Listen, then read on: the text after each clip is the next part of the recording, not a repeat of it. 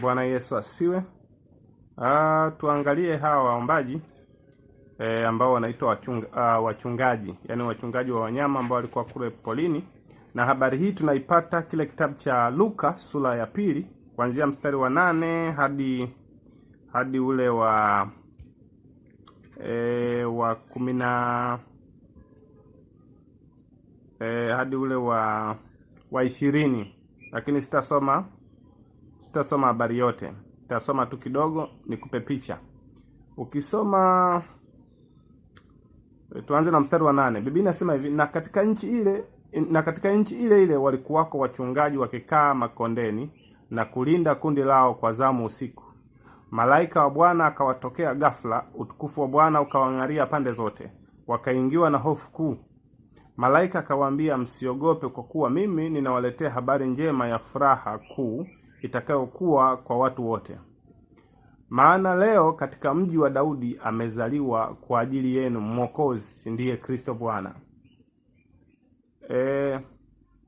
Na hii ndiyo ishara kwenu, mtamkuta mtoto mchanga amevikwa nguo za kitoto, amelala katika hori ya kulia ng'ombe.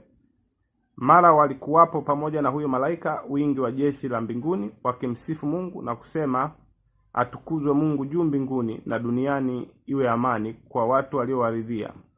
Ikawa malaika hao walipoondoka kwenda zao mbinguni, wale wachungaji waliambiana, haya, na twendeni mpaka Bethlehem tukalione hilo lililofanyika, alilotujulisha Bwana.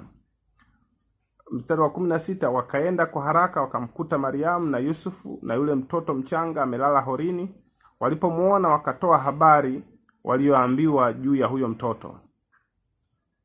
Mstari wa 18, wote waliosikia wakastaajabu kwa hayo walioambiwa na wachungaji. Kwa hiyo ukisoma habari hii utagundua kwamba jiulize tu swali lile kama nilivyokuambia habari za mama Jusi. Kwa nini Mungu awaambie hawa wachungaji kule porini? Kwa sababu mimi naamini kule porini pengine kulikuwa na wachungaji tu wengi waliokuwa wanachunga wanyama.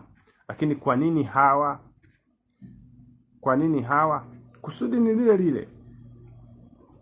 Na kwa sababu hawa walikuwa waombaji, ndio maana walipewa habari hii. Na nilishakwambia kwamba ukiwa muombaji manake utaambiwa siri za ufalme wa mbinguni. Kwa nini? Kwa sababu wewe unashiriki pamoja na Mungu kuujenga ufalme katika nchi fulani au katika dunia hii. Kwa hiyo Mungu anachotaka kile, kwa mfano ukisoma kile kitabu cha Ezekieli sura ya 22 mstari wa 30, Biblia inasema, nami nikatafuta mtu miongoni mwao atakayelitengeneza boma.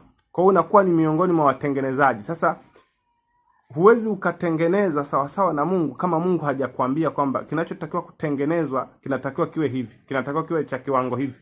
Kwa hiyo ukiwa muombaji manake ni mshiriki, ni mtengenezaji pamoja na Mungu. Kwa Mungu lazima akusemeshe kwamba kuna jambo hili na unatakiwa uliombee kwa namna hii. Kwa hiyo ndio maana sasa ukitazama hao wachungaji hawa, kwa nini nawaita waombaji? Kwa sababu Mungu aliwapasha habari kilichotokea. Ile tu kwamba Mungu anakupasha habari kwamba kuna jambo fulani limeshatokea, maana yake kama si muombaji huwezi kupata neema hii ya kuambiwa mambo ya aidha ambayo yanakuja au ambayo tayari yashatokea. Kwa ukiona hii dalili ya kwamba wameambiwa kwamba kuna Mwokozi Kristo amezaliwa, maana yake lazima hawa walikuwa wanaliombea hilo jambo lilipotimia sasa, ili sasa wajue kwamba Mungu ni mwaminifu. Walichokuwa wanakiombea tayari kishatimizwa, ilibidi Mungu apashe habari usiku ule akawatembelea. Bwana Yesu asifiwe sana. Mimi nafikiri kwa maelezo haya yanatosha kabisa kutambua kwamba wale mamajusi ni waombaji na hawa wachungaji pia ni waombaji. Lakini nabii Ana binti Fanuel ni muombaji na mzee Simeoni ni muombaji. Sasa wale nabii Ana na mzee Simeon, wale ukisoma mistari iko wazi sana, unaona kwamba walikuwa waombaji. Kwenye mistari tu imeandikwa kwa uwazi mno.